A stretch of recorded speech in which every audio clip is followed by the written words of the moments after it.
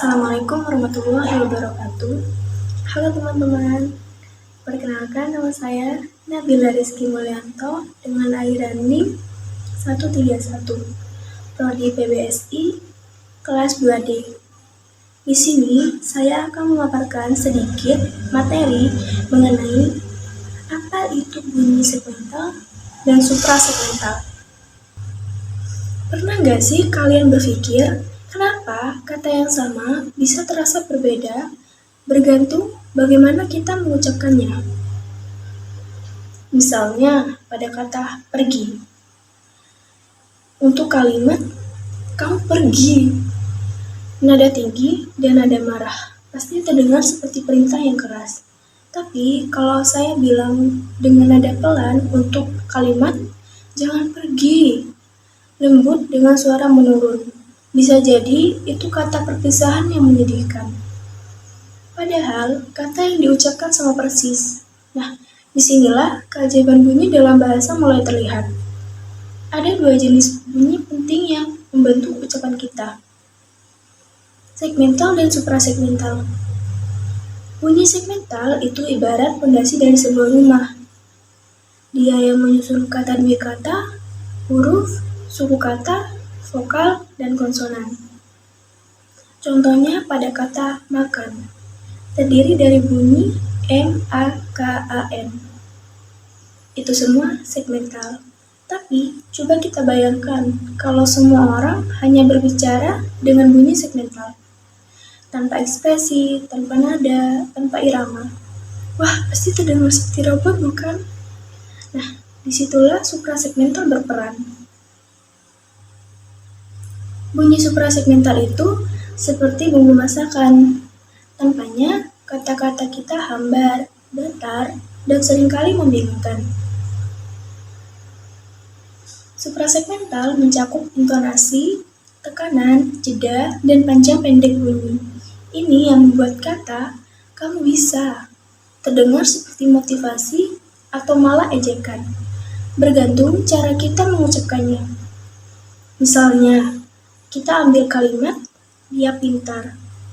Kalau saya tekan pada kata dia pintar, seolah-olah saya ingin menekankan siapa orangnya.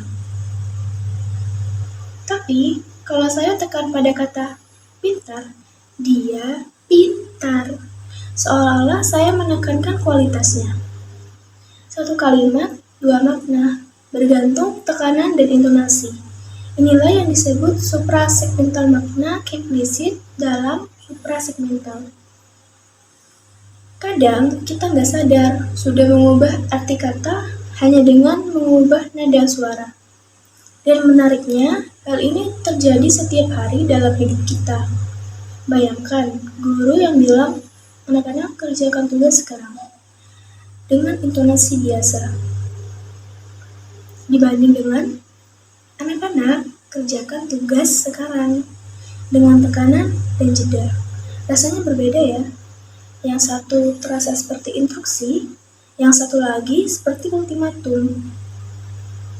Atau ketika seseorang bilang, aku nggak apa-apa, tapi nadanya datar, atau malah turun di akhir. Kita tahu ada sesuatu yang sedang disembunyikan. Dan itu semua karena suprasegmental. Jadi, saat kita belajar bahasa, jangan hanya hafalkan kata dan makna. Perhatikan juga cara pengucapannya. Karena dalam komunikasi, bukan hanya apa yang kita katakan yang penting, tapi juga bagaimana kita mengatakannya. Suara bukan hanya tentang bunyi. Ia membawa makna, emosi, bahkan kadang kebenaran yang tidak diucapkan secara langsung. Maka, lain kali saat kamu berbicara, dengarkan baik-baik suaramu sendiri. Karena bisa jadi, suaramu sedang mengatakan lebih banyak daripada yang kamu pikirkan.